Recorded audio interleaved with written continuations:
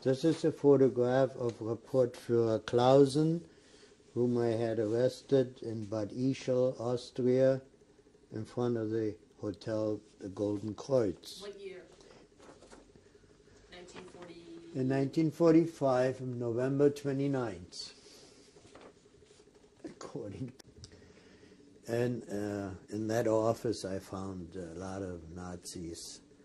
But evidently Austria was considered a nation who was also taken over by Hitler, which was not so. I mean, they wouldn't have all the concentration camps in Austria. But I decided at that time that I didn't want to be in that camp they offered me to be in with the other inmates, and I was speaking German, so I got food stamps and so on. You told us at the end of the last tape that you started to have a nervous breakdown. Well, I started to cry because I couldn't see it, you know. And then I said to myself, well, to heck with it. If that's the way I feel about it, fine. Now I'm doing my thing for myself. And so one day they said to me, Germans do not get cigarettes, when I got my cards. And so I went to the American officer who handled the town, and through an interpreter I explained to him that for 2 years I was in a concentration camp, couldn't get any cigarettes because I was Jewish, and now I'm in Austria and I'm a German and I can't get cigarettes now. So he said to the secretary, make him an Austrian citizen, and where do you want to go from here? I said, I would like to go to Switzerland.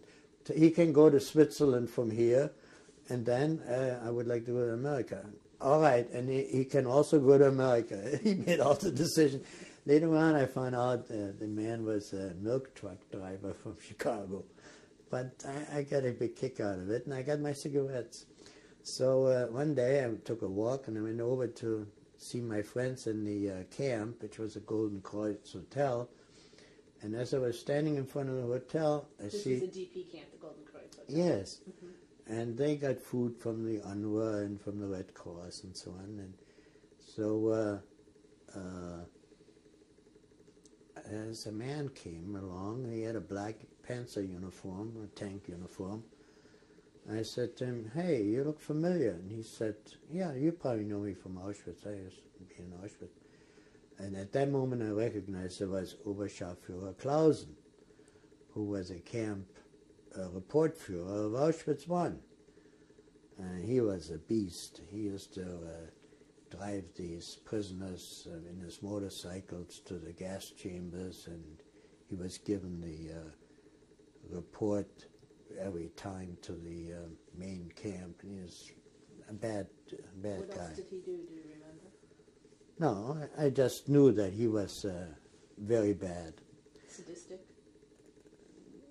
Not that I know of. No, I just know that he was in charge of the camp, where the camp commander himself, he was involved in Birkenau, Monowitz, Auschwitz, and other camps. He didn't have time to handle the Camp 1, and this man was in charge of Camp 1, Auschwitz 1. And so I called the police, and he was arrested, and then later on, the man who arrested him gave me a picture of him. Back up. You told me before the interview began, you explained exactly what you did, how you made the phone call. Can you just Yeah, well, you said to him, wait. I just wait a minute, you know, and yeah. And he said, yeah, I will. And so I went inside and I saw the person in the hotel sitting there, and I said, call the police immediately. And they called the police, and then by the time I came out, the police was there already and arrested him, and then we turned him over to the CIA. And so now, a few years ago, I was thinking about him, and I got a picture of him from the man who arrested him, and from the CIA. And so a few years ago, I contacted the Wiesenthal Museum in Los Angeles and asked if they knew about Reportführer Clausen and what became of him. And they said they didn't know. I should contact Wiesenthal in Vienna. And I got a letter from Wiesenthal telling me what happened to him. I wasn't surprised to hear that he didn't survive very long. So Wiesenthal, what did Wiesenthal write in a letter to you? That he was taken to Poland and that he died there in a hospital or something. So I'm sure that he got sick quick. Shortly after the war. Yeah. Okay. This is the hotel, Golden Kreuz, where most of the inmates from concentration camps stayed, who were not Germans or Austrian. And at that place, I visited my friends on November 29th, 1945, where I met the famous Rapportführer Clausen. Bye, and anytime.